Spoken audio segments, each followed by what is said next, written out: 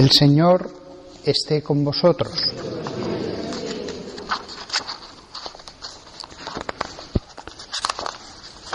Lectura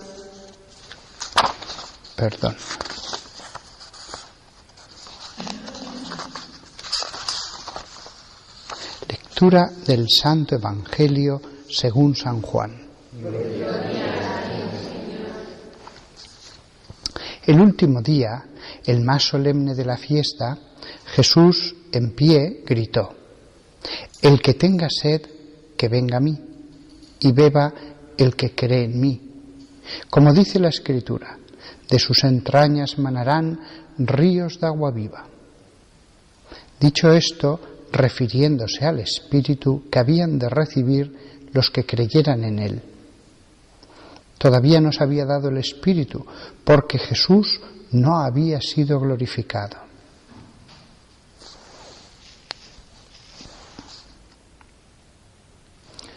Palabra del Señor.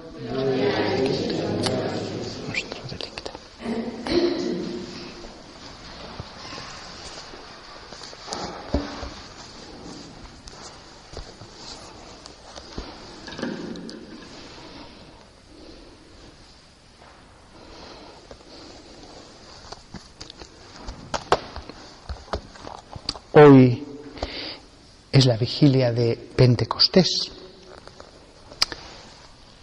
y me gustaría, como prólogo a la solemnidad de mañana, que volviéramos nuestra vista a las Sagradas Escrituras, al Antiguo Testamento, porque varias veces se dice de ciertas personas que reciben el Espíritu de Dios. Esas personas que reciben el Espíritu de Dios, porque otras veces Dios mismo obra con su mano poderosa o a través de los ángeles, pero hay momentos concretos de personas que reciben el Espíritu de Dios. Y esas personas lo reciben ellas, no todo el pueblo, ellas, y para una determinada necesidad. Unas veces recibir el Espíritu de Dios les da la sabiduría, otras veces les da un gran arte para todo lo que tenga que ver con el templo de Dios, con las cosas que había que hacer para la gloria de Dios. Otras veces el Espíritu de Dios les da un liderazgo militar. En estos momentos era algo importantísimo para la supervivencia del pueblo elegido. Otras veces, más bien una que sepamos, fuerza física, el caso de Sansón, y muchas otras veces profecía. Es donde más se muestra esta expresión de que recibieron el Espíritu de Dios.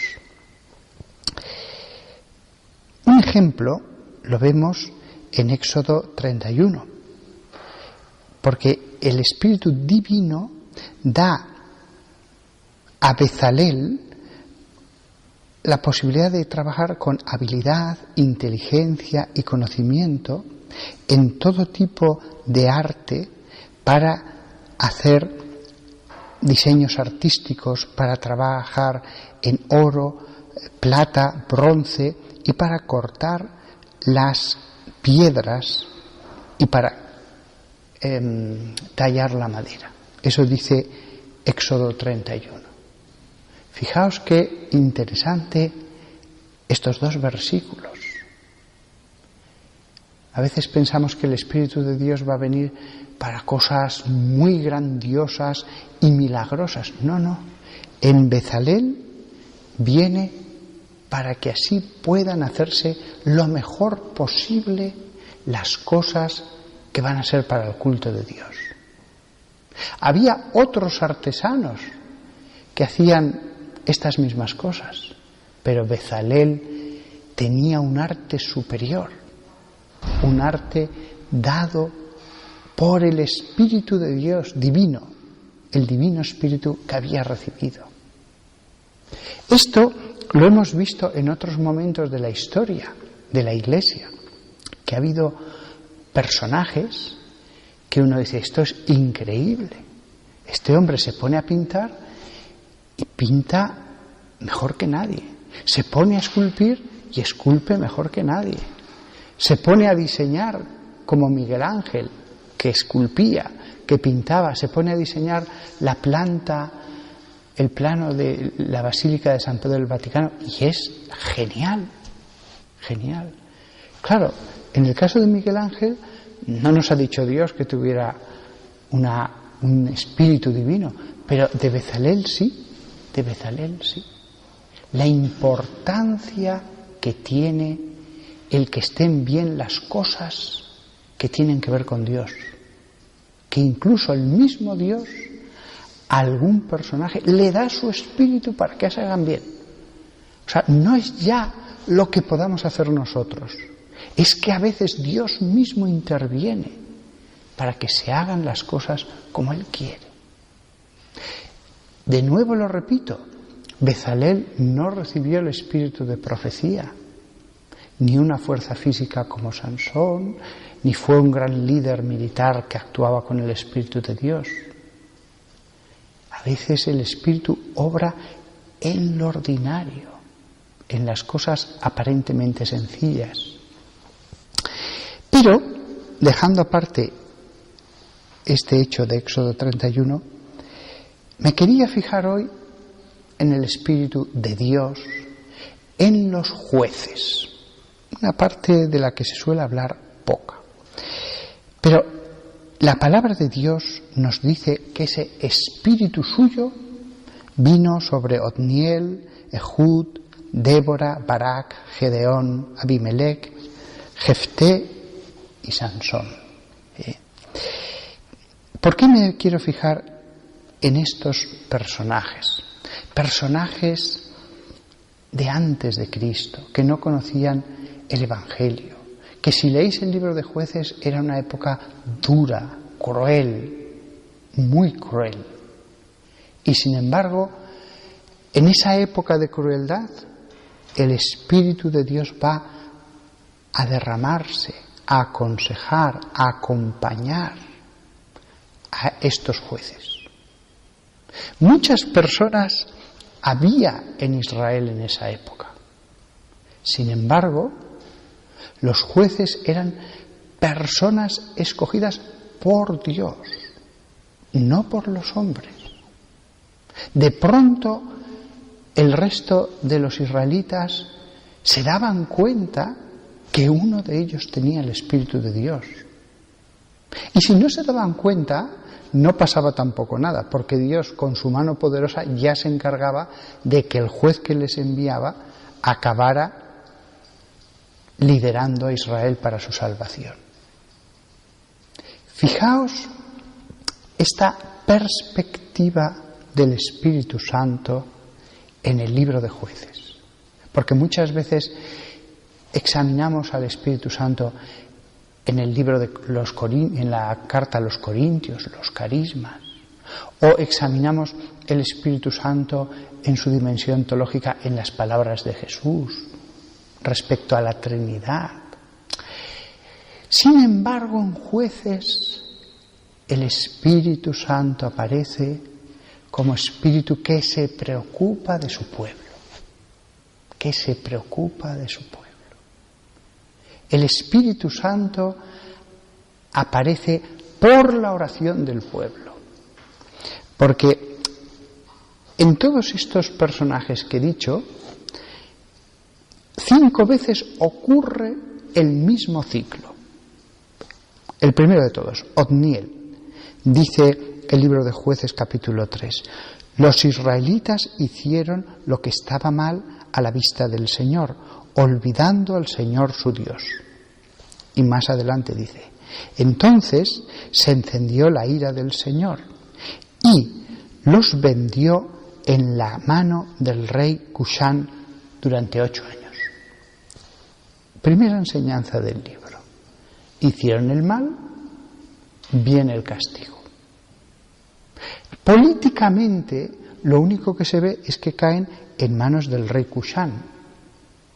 Pero Dios les dice en la Biblia, esto ocurrió porque hicisteis el mal. Un historiador vería solo el aspecto de los hechos. A veces son hechos económicos, políticos, de tantos tipos, sociales. Pero Dios dice, sí, pero fue porque hicieron el mal. Y el resultado es que durante 8 años estuvieron oprimidos por un rey no israelita. Entonces, ¿qué hizo el pueblo? Orar, pedir perdón. Y dice la Biblia, el Señor levantó un Salvador, un liberador, así lo llama. El Espíritu del Señor vino sobre él y fue a la guerra, y su mano prevaleció. Y así la tierra tuvo un descanso durante 40 años. Fijaos este ciclo, el pecado. Del pecado nace la opresión, pero el pueblo pide ayuda a Dios. Y entonces Dios suscita a un hombre, Otniel, que lucha y que lo libera y viene el descanso. Es el ciclo del pueblo elegido, pero de cada ser humano. Cada ser humano vive la misma situación. Pero cuando está sufriendo, como el hijo pródigo, como tantos otros que aparecen en las parábolas de Jesús, entonces viene Dios. En este caso, el Espíritu Santo sobre un hombre. Y es a través de la lucha de ese hombre que viene la liberación. Querríamos que Dios lo hiciera todo a base de milagros. A veces pedimos la curación, Señor, estoy enfermo, y a veces va a venir, porque Dios así lo ha decidido, pero a través del médico, a través del tiempo, a veces de la naturaleza misma. Pero es que Dios le gusta actuar de ese modo tan ordinario, porque para eso ha creado las leyes que rigen este mundo. Este ciclo se va a repetir, lo he dicho, 5 veces en el libro de Jueces. De nuevo pasó con Ehud, dice la Biblia, los israelitas de nuevo hicieron lo que estaba mal. El Señor los entregó al rey Eglón de Moab durante 18 años. Israel clamó al Señor, el Señor levantó a Ehud. Hay una batalla y dice la Biblia, y la tierra tuvo un descanso durante 80 años. Pero de nuevo Israel volvió a olvidarse de Dios. Aquí vemos reflejada la historia de cada ser humano, cómo Dios nos ayuda y cómo volvemos a caer. Pero el Espíritu Santo viene en nuestra ayuda, lo cual no significa que no tengamos que luchar. Pero ojo, viene en nuestra ayuda, si no, no habría lucha. Esta lucha que ocurrió en tiempos de Ehud, como después sucederá en tiempos de Gedeón, esta lucha entonces era material. Pero esto es como una parábola de la lucha espiritual que tenemos en nuestra alma por recobrarla para el dominio de Dios, para honrar a Dios. Nuestra alma está llena de filisteos espirituales que son nuestros vicios, nuestros pecados. Y entonces con la lucha espiritual vuelve la paz. Porque lo otro es un dominio del que no nos ama. Lo otro es una opresión. No da lo mismo estar oprimidos bajo el rey Cushán o el rey Javín de Canaán a estar bajo el único rey que reconocemos que es Dios. Lo mismo que el Espíritu de Dios viene sobre estos hombres, Ehud, Gedeón, etc., también viene a nosotros para esa lucha. En el caso de Gedeón dice esta expresión tan bonita: el Espíritu del Señor tomó posesión de Gedeón. En otros casos ha dicho que vino, pero esto es más bonito: tomó posesión. No es simplemente un encargo, No es que Dios le diga a Gedeón, haz esto. No. Es que le envía su espíritu. Fijaos qué maravilla en el Antiguo Testamento que tiene su cumplimiento más perfecto en el Nuevo Testamento, en la Iglesia. En los apóstoles en el Nuevo Testamento, en los obispos, sacerdotes, místicos, santos del tiempo de la Iglesia. Las mismas luchas de todos estos jueces que he leído, Abimelech, Jefté, Sansón, las encontramos en el Espíritu, en la historia de la Iglesia. Como si todo ya estuviera condensado y resumido allí. Sin embargo, al mismo tiempo que hubo estos grandes jueces, hubo jueces menores. Lo mismo sucede en la historia de la Iglesia. Hay personas más llenas del Espíritu Santo y hay personas menos llenas, pero también con el Espíritu Santo. Otros no. Y lo mismo sucede en la Iglesia.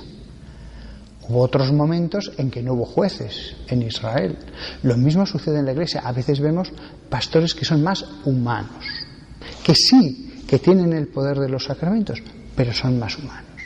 Otros corresponderían a los jueces menores y otros pastores son como los grandes jueces que he mencionado. La Biblia nos enseña que, por ejemplo, Abimelech, Jueces capítulo 9, fue víctima de su propia ambición. O Jefté hizo un necio voto sin pensarlo que llevó a la muerte a su hija, la hija de Jefté, os sonará el pasaje. Esto también es una enseñanza. El caso de Jefté es el caso del que, aun teniendo el Espíritu de Dios para regir a Israel, no significa que en todo sea infalible, que en todo no tenga errores. Y de hecho se equivocó. En el caso de Abimelech es peor. No solo se equivocó, sino que al final fue víctima de su propia ambición. Uno puede tener el Espíritu de Dios y al final pasarle esto. Todo, por lo tanto, requiere ser discernido, como he dicho en otros momentos. Y además, y con esto acabo, de esta acción del Espíritu Santo en las personas, aprendemos una lección importantísima. Una cosa es la santidad y otra cosa es que un individuo reciba un don para bien de su pueblo, incluso aunque ese don diga la palabra de Dios que es que recibe el Espíritu de Dios o el Espíritu Divino o que toma posesión de él el Espíritu de Dios. Es grandioso, pero una cosa es la santidad y otra cosa es eso. ¿Habrá que obedecer su guía como en los tiempos de Gedeón? Sí, pero la santidad vale más. La santidad vale más. Jueces, solamente había uno en cada momento de la historia de Israel. Santos podía haber más. La santidad, eso es lo que realmente importa. Y en la santidad siempre está la presencia del Espíritu de Dios, aunque en un juez de esta época de las tribus de Israel la presencia de ese Espíritu fuera tan manifiesta y a veces extraordinaria. Pero lo que hemos dicho antes del ordinario, la santidad. Razón por la cual, si una persona ha logrado la santidad, qué locura sería pretender ser juez de Israel. Que sea juez de Israel el que Dios haya determinado, que Dios ya lo señalará con su dedo, que Dios ya moverá a los patriarcas de las tribus para que él sea el guía militar, etc. Pero la persona que tiene la santidad le basta, no desea nada más. Por lo tanto, de todo esto que hemos leído hoy, la presencia del Espíritu Santo en jueces, lo que nos tiene que llevar es al amor al ordinario, a reconocer la grandeza de lo extraordinario, a reconocer la grandeza de los pastores de los pueblos que envía Dios. Pero del pueblo, pastores del pueblo, pero la santidad es lo más importante, pero mucho más importante. No se dice nunca que Jefté fuera el más santo, ni que Gedeón fuera el más santo, ni que Abimelech fuera el más santo. De hecho, al final, cayó. Que todos nosotros ambicionemos bien al Espíritu Santo, porque puede haber una ambición mala del Espíritu Santo. Que lo ambicionemos como fuente de santidad, como alguien que nos transforma, no que lo ambicionemos como deseo de ser lámpara, que brillemos con una luz, que admiren los demás o que nos pongan como lámpara en otro puesto dentro de la casa de Dios.